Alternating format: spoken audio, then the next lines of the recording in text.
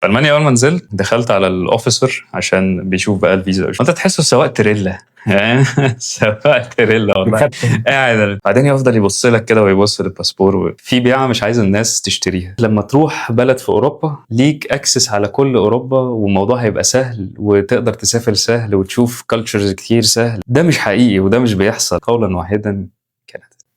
نبدا. متوتر ها؟ اصل مش واكل مال حد وبنام مرتاح. الحمد لله. الحمد لله على السلامة هندسة. الله يسلمك. الرحلة كانت طويلة من ألمانيا. يعني سكه سنتين. سنتين. حلو قوي. مم. قول لنا كده بدأت ازاي. خلينا قبل ما نروح لحتة كندا ولا ألمانيا خلينا نشوف القصة بدأت ازاي. هو انا حابب في الاول اقول لك يعني قولا واحدا كندا، ماشي، عشان يعني نبقى لخصنا الفيديو. هو قولا واحدا كندا، ولكن هي برضو الموضوع بيفرق من شخص للتاني على حسب انت ايه اولوياتك وايه المهارات اللي عندك وهكذا. بس بكلمك في السيتويشن بتاعي قولا واحدا كندا. نبدا. بقالك قد ايه في كندا عشان تقول كندا؟ اول سنه ليا. حلو.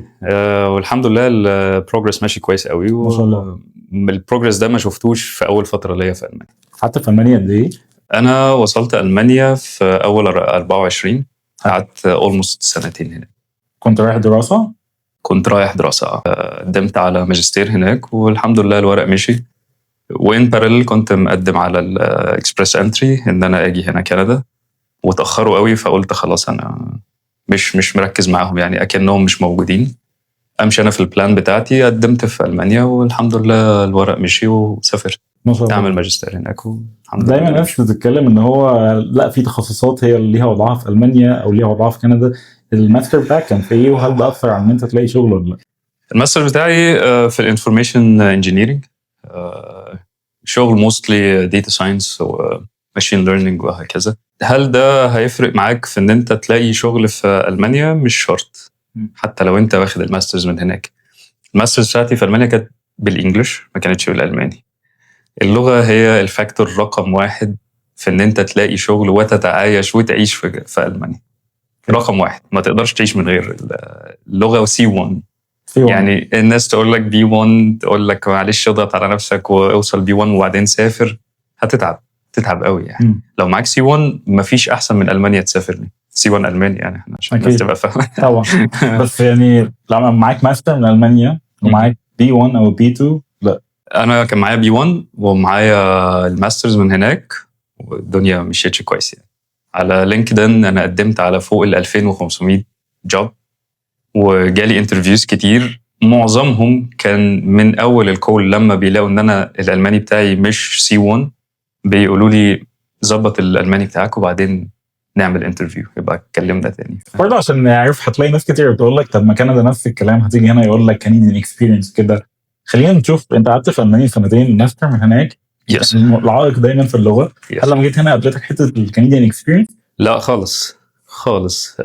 بعدين هي المفروض الناس لو هتقارن اللغه باللغه. يعني هنا الالماني هناك بالانجلش هنا، مش الالماني هناك بالكنديان اكسبيرينس هنا، فاهمني؟ فلو هنتكلم على الكنديان اكسبيرينس انا اعتقد ده كان زمان قوي. زمان ان الناس دلوقتي حتى اونتاريو هي ما بقتش خلاص مشترط او بتشترط ان الشغل ما يشترطش عليك ان يبقى فيه كنديان اكسبيرينس. لكن بالنسبه للغه هنا انجلش هناك الماني، وده اللي انا بدات بيه الكلام ان على حسب انت السكيلز اللي عندك ايه. فلو انت قاعد في مصر اوريدي الالماني بتاعه كويس قوي وما مش معاه انجلش، اكيد مش هقول له تعالى كندا. بس احنا موستلي عند فاميليير بالانجلش، فاهمني؟ فان انت تنقل هنا بيبقى اسهل. خلينا ندخل في حته الشغل وحته المرتبات عشان دي اللي دايما الناس بتحب تسمعها. ندخل في الانتري ليفل هناك لو احنا بنتكلم في حته الداتا اناليست او داتا ساينتست ما بين كندا والمانيا. انت شفت اكيد عندك ناس صحابك حتى لو بداوا شغل او كده. كان الوضع بدا ازاي وممكن يوصل لفين؟ هو على حسب انت برضو النتورك بتاعتك عامله ازاي في كل بلد. ماشي. حتى الكلام ده في مصر يعني انت ممكن لو عندك نتورك في المانيا اقوى من اللي في مصر تلاقي شغل في المانيا اسهل. فهو العلاقات اهم حاجه. يعني انا انصح حتى الناس، يعني انا لو رجعت انصح نفسي وانا في الجامعه هقول لنفسي اهتم بعلاقاتك بالدكاتره بالمعيدين بزمايلك الشاطرين، لان النتورك هي في الاول وفي الاخر اللي بتساعدك ان انت توصل اللي انت محتاجه. تفتح بيبان. جدا يعني اكتر من اي حاجه تانية. اكتر من اللغه كمان. يعني في ناس يعني راح يشتغلوا في المانيا ومش معاهم الماني بس عشان يعرفوا حد شغال في امازون، يعني فاهم؟ فالنتورك رقم واحد عشان يبقى كله يعني ايه. انت شوف النتورك بتاعتك قويه فين، هو ده المكان اللي ايه الاسهل ان انت تلاقي فيه شغل او تبروسيد فيه. بالنسبه للفيلد بتاع الداتا، لا هنا في كندا وفي امريكا اقوى وماركت اكبر بكتير قوي من ما هو في المانيا. المانيا somehow يعني ايه في بروجرس بس هي بطيئه شويه في البروجرس. المانيا برضو عامله ريبيوتيشن جامده قوي، كنت اسمع عنها من وانا بره المانيا، بس لما بتروح وتخش بقى جوه وتتعامل مع الورق وتتعامل مع البوسطه ويبعت الحوالات والكلام ده، لا المانيا بيروقراطيه مدام عفاف الدور الثاني. يا ريت والله انت بتلاقي على الاقل مدام عفاف بتغلط في مصر. وبعدين مدام عفاف في مصر يعني تعرف تراضيها. في المانيا ما بتعرف. غنيه. ولا تعرف تراضيها تخلص لك الموضوع ولا تعدي عليها. صعب قوي صعب. لا احنا كنا اتكلمنا في الموضوع ده قبل ما نبدا الفيديو، ان انت تقول قبل ما تروح تخلص حاجه ومطلوب منك تدفع، ساعات حتى ما بيقبلوش تدفع وانت قدامهم. انت بتقول له خد الكاش اهو، يقول لك لا انا هبعت لك جزء من المبلغ اللي انت المفروض تسدده، هبعت لك بيه زي انفويس كده على البيت في البوسطه، بيوصل لك كمان اسبوعين ولا حاجه، وبعدين تاخده وتروح تدفع في البنك حاجه كده يعني. والله مش عارف، ما عشان كده مش يعني مش عارف. نرجع للمرتبات. الانتري ليفل هناك عامل ازاي؟ انا خايف نتكلم على المرتبات من غير ما نتكلم على اللايف اكسبنسز، بس ممكن نبدا بالمرتبات. نبدا بالمرتبات ونحسب بيروح منها قد ايه تاكسز وقد ايه بيروح في اللايف اكسبنسز. ماشي ممكن نعمل كده فعلا. في المانيا يعني الجن ابن العفريت الجامد المخلص بيعمل 4,500 يورو في الشهر بعد الضرايب بعد كل حاجه. حلو. ده يعني الضرايب هناك قد ايه؟ الجامد شبه هنا في قريبين شويه بس ساعات في ألمانيا بيتعافوا شوية حتى على المينيمم ويج، يعني تلاقي ممكن توصل 43% 45%. حتى لو انت قليل يعني ما بيفرقوش. في كندا موضوع ال 40 وال 43 45% ده لما تعدي ال 200,000 المرتبات العاليه صح؟ انت ادرى مني بقى، انت بالك هنا اكتر مني بس ما تقوليش انا ادرى مني ان انا في ال 200,000 برضه عشان ايه؟ عشان برضه ايه ما ندخلش الناس تقلق منها. لا يعني قصدي عشان انت بالك كتير هنا وبتسمع من الناس اكتر. انما لا انا كان في فتره في المانيا انا كنت خلاص يعني كنت لسه بادئ شغل، ويعني الحمد لله جالي كونفirmation هنا فمشيت، بس يعني في احتكاكي مع الشغل هناك في المانيا لا الموضوع المرتب الضرايب صعب.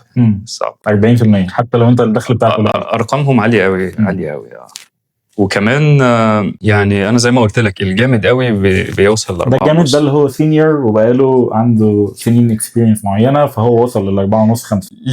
ليها برضه حسبه ثانيه، يعني هل انت المان ابيض ولا مش المان ابيض؟ احنا هنروح لحته العنصريه دي لان انا عارف ما هو في بروموشنز وانت هتجيب بروموتد بناء على حاجات كتير منها البرفورمانس بتاعك منها، بس في حاجات تانية فعلى حسب حاجات كتير. ولكن ألمانيا فيها ميزة بصراحة عشان برضو نبقى بنقول كل حاجة، ان اللي مش سكيلد قوي هيتبسط في ألمانيا.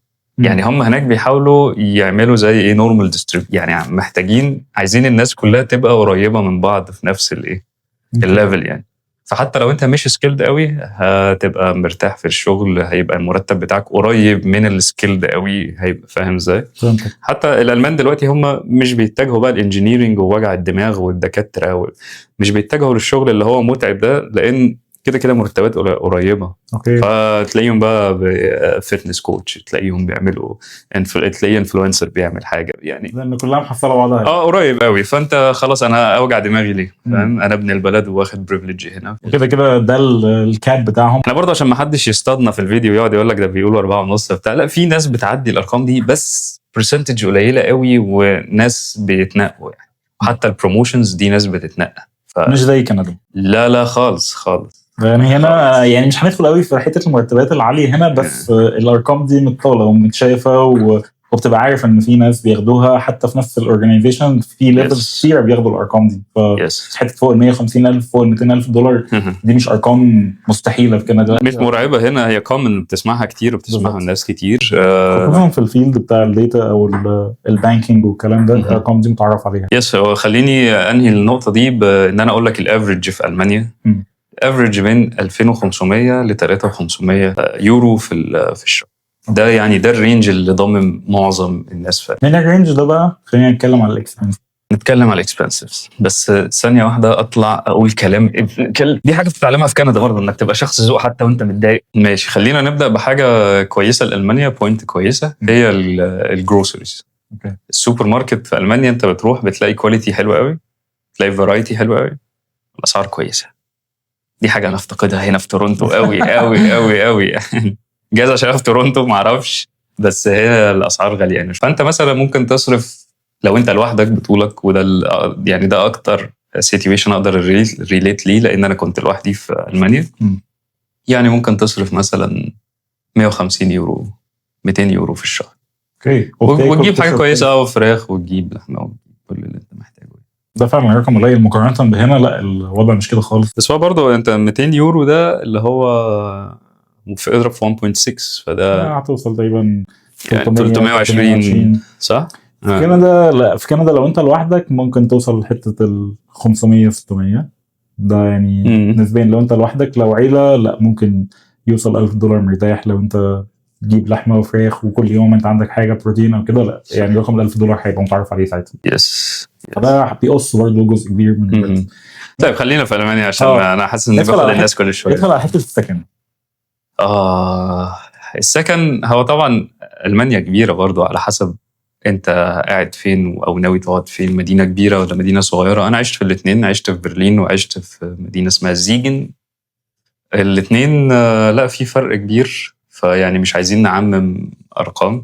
بس في برلين انت عادي قوي لو شقه اوضتين تدفع فيها 2000 يورو، وفي زيجن الموضوع بيقل بس مش بيقل قوي. ممكن تلاقي نفسك بتطلع مثلا 1200 في شقه 1300. اوكي. زيجن بعيده قد ايه عن برلين؟ يعني عشان اعرف هي متطرفه قد ايه. لا هي زيجن بعيده خالص عن برلين. زيجن في الغرب.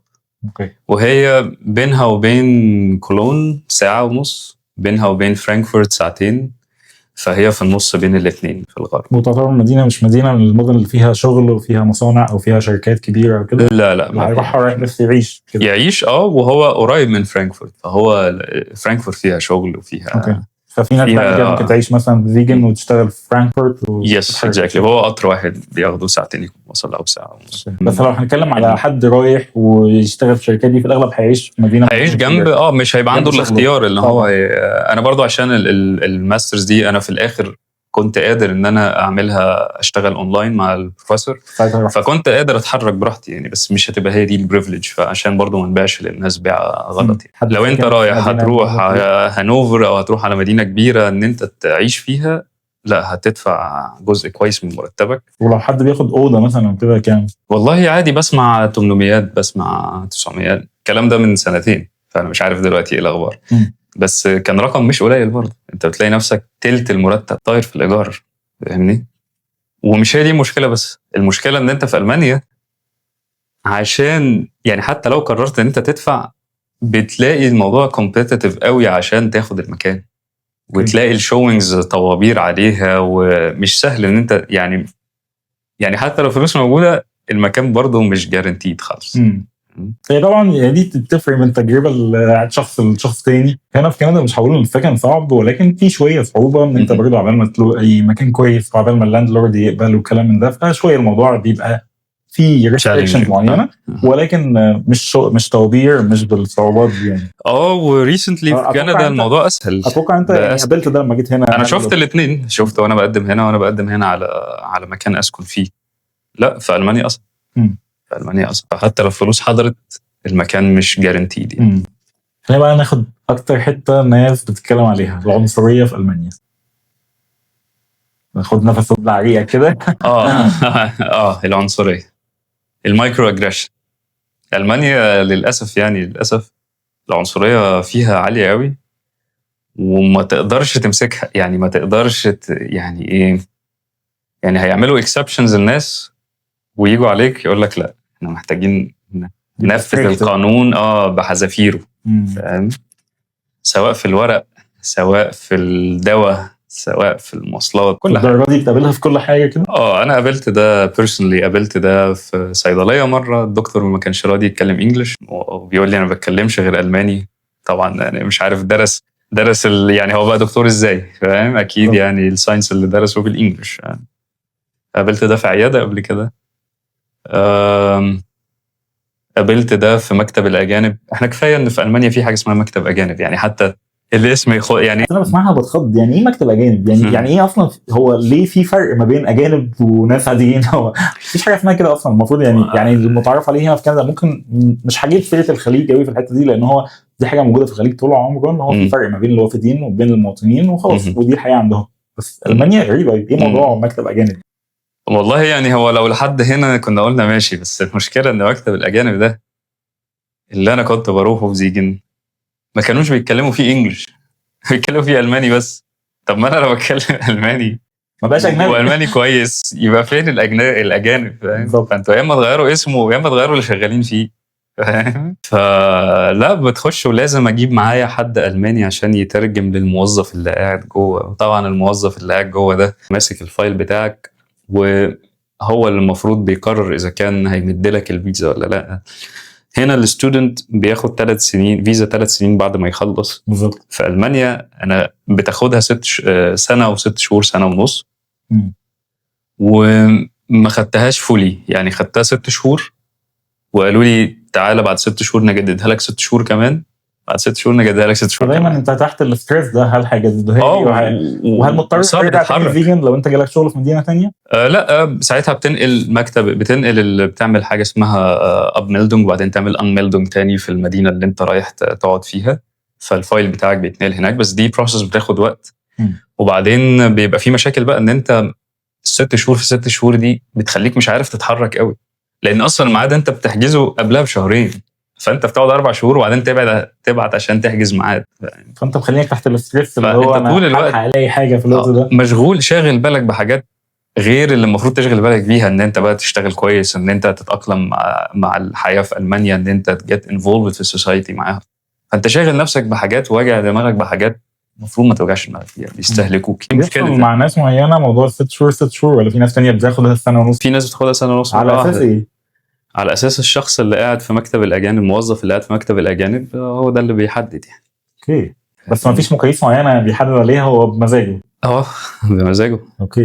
طبعا في رولز في المانيا، المانيا بلد الرولز يعني، بس بيقولوا يعني هم كاتبين في الرول انه على حسب ما موظف مكتب الاجانب يقرر. كويس.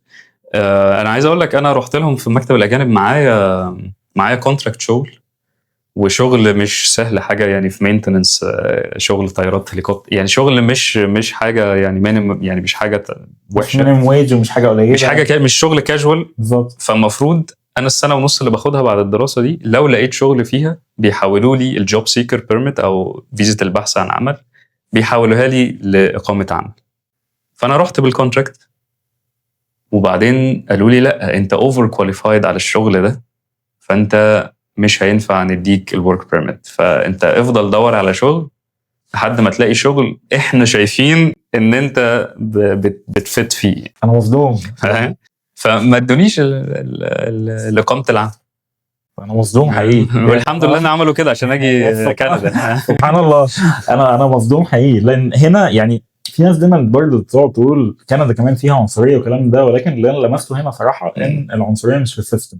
حتى لو في شخص عنصري فهو شخص تعرف تاخد حقك منه، بس السيستم نفسه مش متعنصر. السيستم تعرف تاخد حقك فيه، اللي ليك واللي عليك من الاخر يعني 100%. وبعدين هو ما فيش مكان ما فيهوش عنصريه، ما فيش مكان فيه 0% عنصريه. طبعا. يعني في كل حته تلاقي عنصريه، والعنصريه هتختلف. ممكن تلاقي عنصريه على الفقير، ممكن عنصريه على شخص لونه مختلف، يعني العنصريه ليها الوان كتير، ولكن هتبقى موجوده. فين موجوده اقل وفين موجوده اكتر، هو ده اللي انت المفروض تبص عليه. بالنسبه لألمانيا هو موجود عالي قوي، العنصريه عاليه قوي في كل حاجه. هو ده يعني بيقولوا ان هم بيعتزوا باللغه وتكلمني الماني عشان انا بحب لغتي وبتاع، بس هو ما بيبقاش كده يعني. انت ذكرت نقطه حلوه قوي، قلت المانيا حلوه للشخص اللي هو مش سكيلد قوي، الشخص اللي عايز يعيش بالبير مينيمم ويبقى عايش لطيف والدنيا ماشيه تمام. يس. وده مش وحش، ده بعض الناس يعني هو في حد خلاص هو عايز يستقر، واحدة عايزة تسافر تعمل ماجستير والحياة تستقر هناك، تشتغل في حاجة خلاص تبقى الحياة ستيبل. الورك لايف بالانس في ألمانيا خطير للي عايزه. بس انت لو شخص عايز تروح الاكسترا مايل وعايز تبذل مجهود زيادة وعايز تبقى اكسبشنال، ألمانيا مش بتتيح لك الحتة. ألمانيا مش بتتيح لك انت الحاجات دي. يعني ألمانيا ممكن تتيح للألمان الموضوع ده أكيد، بس مش ليك انت. مش هتعرف تكبر الشغل قوي. الاون بزنس العراقيل بتاعته كبيره قوي في المانيا. اوكي. كبيره قوي قوي قوي يعني. مش زي هنا ان هم يسهلوا لك تفتح الانكوربريشن بتاعتك انا شفت هنا تخش اونلاين تفتح الشركه وتاني يوم تبقى خلاص الدنيا جاهزه، ويشيكوا على الاسم ويشيكوا على كل حاجه ويدي لك ويبعت لك الحلوه على البيت. اوعى تقول كده قدام حد الماني يسرق منك ولا الوضع في المانيا مش كده خالص. لا لا لا لا لا لا لا لا. ولازم يبقى معاك بارتنر الماني وقصه كده. رجعتني خليج قوي قصه جميله يعني. رجعتني خليج قوي اللي هو لازم البيزنس يبقى باسم صاحب، يبقى واحد من ولاد البلد، فاهم؟ من ولاد البلد. فيعني دي ليها ناسها ودي ليها ناسها. اللي عايز يشتغل في مكان ويكبر فيه ويفتح البيزنس بتاعه، بس طبعا لود الحياه والشغل هيبقى عالي قوي، اكيد كندا هي المكان الافضل ليه. حد عايز خلاص يستقر ويهدى يعني خلاص هو بياخد الافريج زي باقي الناس والناس كلها عايشه ومبسوطه ومفيش طبقيه، المانيا تبقى عظيمه. مش عايزين نقول كده طبعا ان هو مش كل الناس اللي قاعدين هناك هم مش سكيلد ومش واصلين للحته اللي لا طبعا انا مش عايز انا اصحابي كلهم هناك. مش عايزين نخبط بس يعني اكيد هو طبعا قليلين يعني. دي الاقل احنا بنتكلم على المجمل يعني. وبعدين برضو في حاجه يعني لا عايز يعني ممكن ابقى بوضح ده متاخر شويه، بس ان انت تكون مهندس في المانيا انت مش من الافريج، انت اباف افريج المفروض. فيعني انت لا فرصتك اكيد لو انت مهندس هناك تبقى عشان لو شغلك في الداتا وعرفت تجيب شغل هناك انت مش من الشغلانات الافريج. كل ده الاساس ان هو يبقى فيه C1 او يبقى عارف حد يا C1 يا عارف حد يعني ده وعارف حد دي حطها جنب اي حاجه بقى يعني اي مكان ليه ريكويرمنت قول او عارف حد. اوكي الموضوع ده فعلا بيفرق كتير. هو حتى بيفرق هنا يعني لو عايز حد ده في مصر وهنا وفي كل حته يعني. لما جيت كندا هل حسيت العنصريه؟ يعني انت كنت جاي ايه اللي كان في دماغك وايه اللي كان بيتقال على كندا قبل ما تيجي وجيت هنا لقيت ايه؟ ده بس دول نقطتين يعني خليني ابدا بيهم بالامبريشن اللي انا خدته عن كندا اول ما جيت، وممكن اقارنه بالامبريشن اللي انا خدته عن المانيا اول ما وصلت. يعني خلينا نتكلم على اول وصول يعني نزولك من الطياره. اوكي. في المانيا اول ما نزلت دخلت على الاوفيسر عشان بيشوف بقى الفيزا ويشوف ده، وانت تحسه سواق تريلا سواق تريلا والله قاعد بعدين يفضل يبص لك كده ويبص للباسبور. الموضوع مش سهل فاهم. وبرضه هو دي مش حاجه يعني قد تكون دي طبيعتهم ويعني مش معترض عليها، بس ده اللي انت بتشوفه وده اللي انت بتقابله في الاخر يعني. ما بتبقاش مرتاح قوي كويس لما الناس ما تبقاش فرفوشه كده طبعا. انا فاكر بقى اول يوم ليه في كندا، اول نزولي خالص من الطياره وداخل بقى للاوفيسر وبديها الورق بتاعي وقالت لي لا انا مش محتاجه الورق ده كله. هي خدت الباسبور وقالت لي انت عايز الكارت يجي لك على انهي عنوان. المفروض الكارت اللي هو بتاع اقامتي يعني باخد ورقه بس عشان ما بيبقاش جاهز ساعتها. قالت لي شوف بيجي على انهي عنوان. كتبت لها العنوان وقالت لي طب انت في حد مستنيك بره المطار، عارف هتروح فين، عارف حسيت ان انا قاعد في البيت يعني ماما نونا قاعده معايا. فلا كانت مقابله ظريفه يعني. وبعدين في اوفيس تاني في المطار برضو بيدوك بقى شويه انستراكشنز كده عن البلد. بيقولوا لك مثلا السن ده السن نمبر ده ما تخلي بالك منه ما حد يعني في انترودكشن بيعرفوك على يعني بدايات فاندمنتالز بس ايه بيintroduce you كندا وبيوريك المفروض تعمل ايه في الاول فكانت مقابله الطف بكتير يعني. كميه ويلكم تو كندا اللي بتتقال لك طول اعلام وبنز ويعني لا بصراحه مقابله جميله يعني. وبرضه الناس اللي تقول لك ده بيخبط في المانيا وبيطلع عنده بيطبل لكندا يطلع عنده ايجنسي بتسفر كندا ولا حاجه تخبط في الناس دي كمان. ده الفيرست امبريشن كده. اول امبريشن بصراحه لا في كندا مختلف تماما. دخلت بقى البلد ايه اللي واجهته بقى جوه كان بيتقال لك ولقيت عكسه او لقيته؟ اتقال لي كتير على موضوع الكنديان اكسبيرينس ده ما شفتوش، وانا حاسس ان انا محظوظ ان انا ما شفتوش لان هو ريسنتلي بدأت الحكومة تركز على حاجة زي كده في ان ظاهرة زي دي ما تبقاش موجودة في متطلبات الشغل يعني. صح. فحاسس ان انا محظوظ بده. برضو لما جيت كان الماركت بتاع الريل استيتس نازل شوية فالرنت بقى احسن شوية لان انا اسمع السنة اللي فاتت كانت الاسعار مجنونة يعني. مظبوط. يعني حاسس ان هنا الدنيا اهدى بكتير وانا السيتويشن بتاعي كان حظه حلو يعني. الحمد لله يعني الحمد لله. توفيق ربنا طبعا. توفيق ربنا اكيد قبل كل حاجه يعني. طبعا. اسمع ايه تاني عن كندا ولما جيت لقيته مختلف؟ البرد. يعني يعني كنت اسمع ان البرد ده انا حاسس ان انا لازم بقى ابقى بطريق، يعني لازم البس واقفل واعمل. كندا برد، ما حدش يقدر يقول غير كده، ولكن هو عادي متحمل، يعني عادي، يعني عايز تنزل تجيب حاجه بتنزل، عايز تعمل، الحياه ما بتوقفش يعني، فاهم ازاي؟ لان كان عندي فكره ان لا، انت وقت الشتاء ده الناس قاعده انت في قاعد البيت في البيت مكتئبه وما ما بتتحركوش. بتنزلش ما بتعملش. لا، في اكتيفيتيز في الشتاء حلوه، في شغل، الناس بتنزل عادي، الناس في ناس اتعودت. بالظبط، في ناس كتير. انا كنت واحد من الناس برضه كنت جايب الفكره دي ان هو البرد يعني معناها الناس بتقعد في البيت، لان انا كنت جاي من الخليج في الحر الناس البرودكتيفيتي بتاعتهم بتقل وفي حاجات كتير بتتاثر. ولكن هنا برد، لا الحياه ماشيه عادي، وخصوصا ان انت قاعد في تورنتو كمان مرزق، كل حاجه تحت الارض هنا في الباص. فالموضوع بيفرق كتير ان هو كل حاجه ماشيه زي ما هي، الناس بتروح شغلها والناس كل الجروسري ستورز شغاله. الشارع طبيعي، تلاقي الناس ماشيه بالكلاب ودرجه الحراره ماينس 20 مثلا. والدنيا طبيعيه خالص يعني، وانت بتتعود، انت يعني انت كمان معاهم بتحس ان خلاص، يعني هو الراجل ده مش احسن مني في حاجه انه بينزل في الوقت ده، فانت بتنزل تلاقي ده الموضوع يعني مش وحش قوي. صح. الجو ساقع، بس مش الحاجه الكبيره اللي الواحد يعني يركز عليها. اوكي، دخلت، ربنا كرمك الحمد لله. انا عارف انت اشتغلت، اول ما دخلت الشغل شفت ايه من الناس اللي حواليك؟ هل هي ويلكم انفايرمنت، ولا بتحس الناس معتبرينك شخص غريب، مش نفس لونهم، مش نفس الاكسنت بتاعتهم؟ لا خالص. وبعدين هي دي حاجه انا اعتقد ملهاش علاقه بالشغل بس، هي لها علاقه بكندا عموما يعني. هي كندا ما فيهاش دوميننت ريس، يعني هي ما فيهاش عرق مسيطر. يعني في المانيا لا، في الالمان، في المان وفي مش المان، صح؟ اجانب. ليهم مكتب. ولكن في كندا مفيش مين، الهنود، الصينيين، الكنديين، الايرش، النيت اللي هم الناس اللي قاعدين بقى في فوق في النورث، مفيش، فاهم؟ يعني مفيش عرق هو ده السائد في كندا، فكله ويلكم، يعني كله في نفس الشو بتاعتك. حسيت بقى، لان ده اللي احنا بنسمعه وانا عارفه، بس انا عايز حسيته 100% الناس تسمعه من شخص مختلف. حسيته بقى 100%. ومفيش حد اصلا يعني هو الناس كلها حواليك ايه، يا اما هم مهاجرين، يا اما اهاليهم مهاجرين، يا اما اجدادهم مهاجرين، فاهمني؟ فكله في نفس السيتويشن بتاعك، كله حاسس ان انت لما بتبقى جاي جديد محتاج مساعده.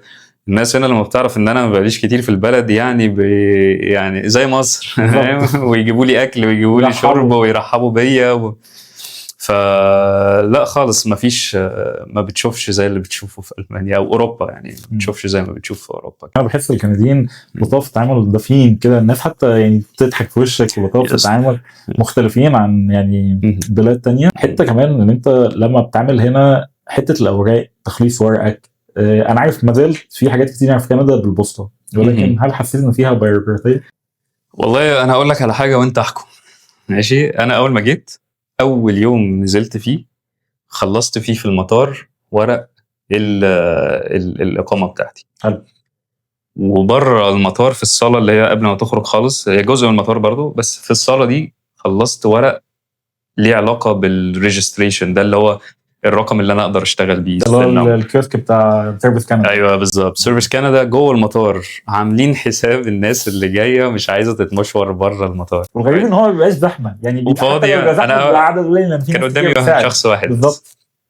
فخلصت فيه ورق الحكومه، المكتب اللي المفروض كنت اروح له بره، وطلعت واحد صاحبي حجز لي ميعاد في بنك، ورحت فتحت حساب، حطيت فيه الفلوس اللي كانت معايا، وقدمت على كريدت كارد وجات اكسبتد وانا قاعد، وخدت ديبت كارد وانا ماشي، ده اللي خلاص انا بستخدمه. انا لسه ما شفتش البيت اللي انا رايح اقعد فيه، انا لسه من بره كنت خلصت مشوار البنك، خلصت مشوار مكتب الحكومه، خلصت مشوار الورق بتاع كل ده خلص في اول يوم. في اول يوم. بعد اول اسبوع كنت خلصت الرخصه وجبت السيم كارد، ومستني البنك ستيتمنت عشان يبقى معايا بروف الادرس، وبعد اول اسبوع. ناس كتير بتتكلم على حته التامين، ويقول لك اصل كارت التامين او اللي هو بما ان احنا في اونتاريو بيتاخر والكلام من ده، طلعته ازاي؟ انا يا دوب رحت الاوفيس سيرفيس اونتاريو، هو فين اتصور؟ الموضوع ما خدش 3 دقايق على بعض، وبعدين قالوا لي هيوصلك within 2-3 weeks. ما كملش اسبوع وصل لي، وبعدين كده طلع فيه مشكله، الاسم بتاعي في الاخر فيه حرف ناقص فيه، فرحت لهم يا جماعه الاسم ده غلط، قالوا لي مفيش مشكله، صوره تك تك تك، اسبوع كمان كان معايا الفيرجن الكارت المظبوط. مش عارف هل ممكن مثلا الشخص اللي قال ان الحاجه دي بتتاخر عليه بيبقى هو في وقت مثلا كندا بوست عاملين فيه ممكن سترايك او حاجه. فاهم. والله الموضوع وارد. انا كنت بسمعه من قبل ما اجي، خصوصا الناس اللي بتبقى جايه ومعاهم مثلا مراتاتهم او الستات حوامل او كده، بيبقوا قلقانين ان هم يبقى عندهم تامين بشكل سريع يعني. ولكن انا لما جيت طلعناه بسرعه، العيله كلها، صحابي لما جم حصل معاهم نفس الكلام، كل ما اسال حد يقول لي لا بيطلع بسرعه. فمش عارف مين الناس اللي طلعت البدعه دي وطلع تاني يكمل اكيد ناس في المانيا. لا انا برضو في حاجه، في كذبه هقول لك عليها، كنت يعني اتضحك عليا فيها، بس يعني الحمد لله ربنا ستر. في ناس بتقول لك اعمل تامين صحي برايفت قبل ما توصل كندا. لا الموضوع ده لا انت مش محتاج ده. انا اول ما جيت، لان هو بيقول لك يعني الحجه ايه؟ الحجه ان انت قبل ما الكارت يوصل على ما كارت الحكومه التامين الصحي هنا يوصل، انت اصلا بتقدر تروح تقدم على الكارت ده اول ما بتوصل. بيدوك ورقه لو انت مهاجر يعني، وبيدوك ورقه، الورقه دي تقدر تستخدمها اكنها هي الكارت لحد ما الكارت يجي لك. فانا تاني يوم معايا الكارت، مش محتاج ده خالص. يعني لو هتعيا في اول نص يوم ماشي يعني من اول نص يوم هتعيا اوكي، اعمل البرايفت. بس الموضوع ده الناس حقيقي يعني عاملين عليه هايب كبيره، ولكن هو كله بدعه فعلا. يس 100%. حته مختلفه بقى ان انت قاعد في تورونتو، اغلب الناس بيقولوا في مشكله مع الفاميلي دكتور. انت كان ليك تجربه حلوه قوي بصراحه، انا ما عدتش بيها، انا الحمد لله لقيت حد على طول وما حسيتش من الناس اللي حوالينا. يعني اعرف حد ما شاء الله العيله غيروا 3 فاميلي دكتور، اللي هو مش عاجبه يروح للتاني لغايه ما انبسط مع حد، فده معناه الموضوع متاح. انت حصل معاك ايه، خصوصا ان في تورونتو زحمه؟ تورونتو اسمع ان هي دايما الويتنج ليستس طويله، وتقعد بقى بالسنه مش عارف تلاقي فاميلي دكتور وتقعد في الويتنج ليست فتره طويله. ده اللي بيتقال. انا قدمت على ان انا محتاج فاميلي دكتور على الويب سايت بتاع الحكومه. ممكن تقول اسم الموقع عشان برضه الناس اللي مش عارفه تستفيد منه؟ هيلث كونكت. اوكي، تخش على هيلث كونكت. دي اورجانيزيشن المفروض متعاقده مع الحكومه في ان هي لما يبقى في فاميلي دكتور تتواصل معاك وتوصلك بيه دايركت. حلو جدا. بس انت لما بتقدم عادي على الهيلث، يعني على ويب سايت الحكومه اونتاريو عادي خالص. بس هم باي ديفولت بيقولوا لك ان حد من هيلث كونكت هيتواصل معاك وقت ما يبقى فيه دكتور. جميل. خد معايا 3 اسابيع لقيتهم باعتين لي انفلوب مكتوب فيه ان في دكتور 1 و2 و3 دول افيلبل. يعني مدين لك اوبشنز تختار محتاج مين فيهم. وكان في ايميل كده لو انت مش عارف، يعني لو انت في حاجه عايز تسال عليها. الايميل ده بعت له قلت له انا مش عارف اختار مين الاحسن بيزد اون ايه، ساعدني في ان انا اختار. اوكي. وساعدني فعلا واخترنا احسن اوبشن الحمد لله، وقال لي ليه ده احسن وليه ده مش احسن. وذانا مانث كنت شهر كان خلاص. هل واجهت صعوبه في حجز ميعاد الدكتور؟ يعني انت كلمتهم خلاص استقريت عليه؟ يعني كانوا انا خلاص اساين مع دكتور يوم الاربع، اتصلت بالكلينيك اللي الدكتور ده فيها عشان احجز معاه ميعاد، كان عندي مشكله في كتفي. حجز لي يوم الاثنين، فيعني يا دوب خميس جمعه سبت عدى الويكند ورحت. يعني 4 ايام وكنت رحت. برضه عشان ما نبقاش بندي للناس صوره وردي قوي، هو في حاجات بتاخد فعلا وقت وفي حاجات تخلص بسرعه. الدكتور لما رحت له حصل يعني كشف على كتفي، قال لي احنا محتاجين نعمل ايكو على كتفك. الايكو ده حجز ميعاده ما خدش اسبوع. قلت له طب انا لو عايز اعمل MRI، قال لي تاخد 9 شهور. كويس. فالام ار اي هنا حاجه بتتاخر جامد، يعني بقى ما تنزل مصر اعملها. الحاجات اللي هي فيها سبيشالايزد او اشعه وبعدين تبقى غاليه، فهم برضو بيزقوا فيها شويه عشان مش اي حد يقعد يقدم عليه. فدي برضو عشان ننقل للناس الصوره كامله، يعني ده اللي انا قابله. ولكن فكره ان انت تبقى مع فاميلي دكتور دي حاجه تاخد وقت ولا لا؟ انا لحد دلوقتي معظم الناس اللي اتكلمت معاهم قالوا لي ان هم عملوا يعني لقوا دكتور بسرعه قوي. بالظبط. في ناس سمعت عنهم ان هم اتاخروا، بس ما اعرفش ايه الاسباب وما اعرفش كانوا مقدمين فين وبيعملوا ايه فاهم. ممكن يكون جاله الانفلوب وما شافوش، ممكن حاجات كتير قوي. صح. فمعظم الناس الموضوع كان سريع معاهم. اوفرول كندا ولا المانيا؟ والله بس ده سؤال انا بسميه سؤال التفصيل. يعني هو ده الاجابه لازم تكون متفصله على الشخص. كويس. هكلمك على البرسبكتيف بتاعنا. بالنسبه لنا كندا اكيد. بالنسبه للناس اللي نفس السيتويشن بتاعي، مخلصين ماسترز وبيدوروا على شغل وعايزين يكبروا في الشغل يعني الناس اللي بتفكر من الناحيه دي لازم يجوا كندا، لازم. المانيا لو انت بتتكلم الماني، لو انت بقى ماشي في الحته اللي بتعرف ناس هناك هيسهلوا لك حاجات معينه. يس 100%. وهتتبسط في المانيا. يعني انت هتروح هتتبسط هناك، هتعرف تتكلم، هتعرف تروح مكتب الاجانب لوحدك، هتعرف تخلص الانفلوبس لوحدك، هتعرف تتعامل هناك، مش هيبقى عندك مشاكل يعني. لان انفلوبس هناك كتير، انت هتلاقي البوست عندك موضوع البوست ده هناك ما فيهوش يا خبر ابيض. الموضوع صعب يعني. اخر بيعه دي حاجه كانت بتضايقني بصراحه لما بشوفها على الانترنت، وحابب يعني بما ان في فرصه دلوقتي ان انا اتكلم عليها اقول لك. في بيعه مش عايز الناس تشتريها. اوكي. البيعه دي هي ان انت لما تروح بلد في اوروبا هيبقى ليك اكسس على كل اوروبا، والموضوع هيبقى سهل، وتقدر تسافر سهل، وتشوف كالتشرز كتير سهل. ده مش حقيقي، وده مش بيحصل. وده انت لما بتروح بلد بيبقى التكلفة عالية قوي ان انت تتفسح في البلاد الاوروبية اللي جنبها. يعني انت في المانيا ان انت تروح باريس مثلا، المفروض الموضوع جنبك، يعني ممكن تروح بالقطر بالباص، يعني الموضوع مش بعيد، الموضوع مكلف جدا. هتلاقي القطر برقم، وهتلاقي المكان اللي انت هتقعد فيه الاكوموديشن برقم، وهتلاقي فبتلاقيها قريبة من فلوس نزولك مصر، فبتقول مش هروح. انزل مصر. انزل مصر احسن، فاهم؟ البيعه دي وحشه ومش حقيقيه، ويعني البيعه دي بيعت حد غني، يعني حد اوريدي معاه فلوس وبيقول لك انا اقدر بقى اروح ايطاليا واروح اسبانيا واروح فرنسا لو انا قاعد في المانيا، واعدي على سويسرا لو معاك فلوس ومعاك وقت. صح. انما انت اجازاتك ليميتد، فلوسك ليميتد، انت بتحاول تبني نفسك، تحاول تبعت شويه فلوس لمصر، مش هتسافر بلاد كتير في اوروبا يعني غير كل فين وفين. ولو انت حد فلوسه كويسه، فوجودك في اوروبا مش هو ده اللي هيخليك مبسوط قوي يعني. لان انت ممكن بالفلوس دي لو انت في مصر في القاهره اصلا تروح مكان جنبك، اوتيل جنبك هتلاقي فيه هتتبسط فيه، واليوم هيبقى حلو والدنيا هتبقى جميله يعني، فاهمني؟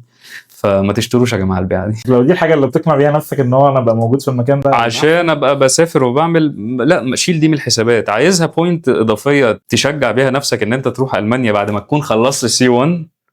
اعمل كده يعني، بس تقول بقى اللي يبقى ليه اكسس ساعتها هاخدها بالتريد اوف بتاعها بالظبط. وده كامله بالفلوس بكل حاجه تبقى جايه. شكرا يا احمد والله على كل التفاصيل اللي انت قلتها عن المانيا، اللي انا كنت بسمعها من بره الفيديوهات. انا حبيت بس ان انت تقولها كده لايف، وكده كده الفيديو موجود. يعني حابب لو اي حد عنده كمان اي اسئله تانية عن سواء الحياه في كندا اول ما وصل، او الوضع في المانيا عامل ازاي من وجهه نظر حد عايش في المانيا وكمان عايش في كندا، فالكومنتس مفتوحه لكل الناس اللي حابه تسال. احنا ممكن اقول لك فكره جميله. احنا ممكن لو في فيديو جاي نعمله اجيب فيه، انا معايا لسه الفواتير بتاعه السيم كارد في المانيا، ومعايا بتاعه كندا هنا، معايا برضو بتاعه الجروسريز، ومعايا الباي سليبس، معايا المرتب، التقسيمه بتاعه المرتب، والتامين الصحي بياخد كام، والتاكسز قد ايه. معايا الورق ده كله بتاع المانيا. ممكن نبدا نقارن بينه وبين يعني لايف بقى، خلاص حاجات حقيقيه موجوده، ما حدش بيحكي لي من اليوتيوب وانا يعني ايه ماشي وراه بس. لو حد عنده اي اسئله خلينا نجهز الفيديو اللي جاي، حابب اسمع منكم في الكومنتس. لو كده الفيديو الجاي يبقى فيه كل حاجه بالتفاصيل اكتر، والناس بقى هي اللي تقدر تحدد كمان. يس. شكرا لوقتكم، يلا سلام عليكم.